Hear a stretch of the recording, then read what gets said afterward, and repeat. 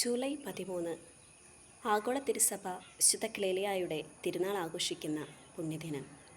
ആദ്യമേ ആഗതമാകുന്ന വിശുദ്ധ ക്ലേലിയായുടെ തിരുനാളിൻ്റെ പ്രാർത്ഥനകളും ആശംസകളും. ഇന്നേ ദിനം വിശുദ്ധ ക്ലേലിയായുടെ ജീവിതത്തെക്കുറിച്ച് നാം ചിന്തിക്കുന്നത് വിശുദ്ധ ക്ലേലിയ എപ്രകാരമാണ് തൻ്റെ ആത്മനാഥൻ്റെ സ്വന്തമാണ് എന്ന് ഈ ലോകത്തിനു മുമ്പിൽ ഏറ്റുപറഞ്ഞത് എന്നതിനെക്കുറിച്ചാണ്.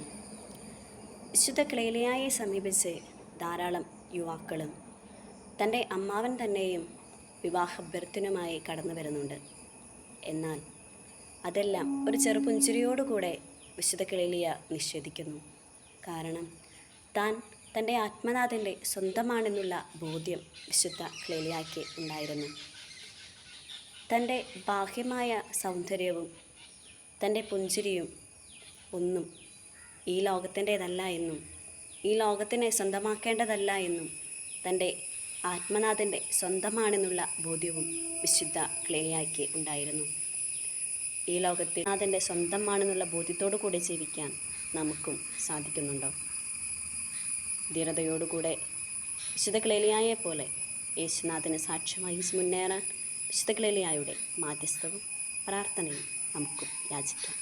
ഒരിക്കൽ കൂടി ഏവർക്കും വിശുദ്ധ ക്ലേലിയായുടെ തിരുനാളിൻ്റെ പ്രാർത്ഥനകളും ആശംസകളും നേരുന്നു.